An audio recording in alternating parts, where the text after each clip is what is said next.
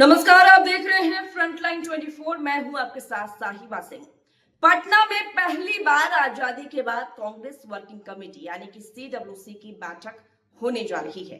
पटना के सदाकत आश्रम में राहुल गांधी के पहुंचने के बाद झंडोत्तोलन किया गया। पटना में हो रही इस बैठक में शामिल होने के लिए सोनिया गांधी और प्रियंका गांधी नहीं आई है। झंडोत्तोलन के बाद सभी नेता, बता दें आपको कि झंडोत्तोलन के बाद सभी नेता बैठक स्थल पर चले गए। बैठक से पहले कांग्रेस नेता सलमान खुर्शीद ने पत्रकारों से कहा है कि सीएम चेहरे को लेकर उन्होंने ये बयान दिया है। उन्होंने कहा कि बिहार में मुख्यमंत्री फेस को लेकर कोई फैसला जीतने के बाद ही बताया जाएगा, यानी कि चुनाव जीतने के बाद ही जो सीएम फेस है उसका ऐलान किया जाएगा। एक बार फिर से कांग्रेस ने तेजस्वी यादव का नाम नहीं लिया। बता दें कि बैठक के लिए मंगलवार देर शाम तक कांग्रेस के शीर्ष नेता पटना पहुंच चुके थे।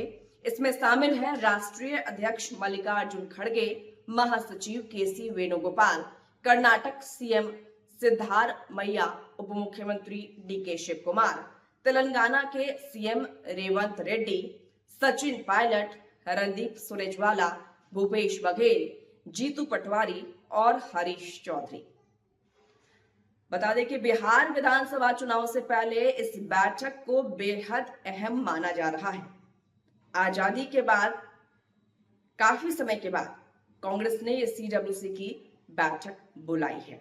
पार्टी का मानना है कि CWC की यह बैठक बिहार में सत्ता परिवर्तन में महत्वपूर्ण भूमिका निभा सकती है।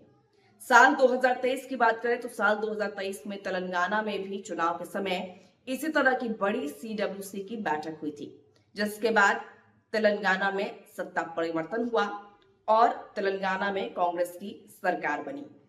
तो कांग्रेस को ये उम्मीद है कि बिहार में भी CWC की बैठक के बाद शायद सत्ता परिवर्तन हो और ये बैठक बिहार विधानसभा चुनाव से पहले काफी अहम मानी जा रही है।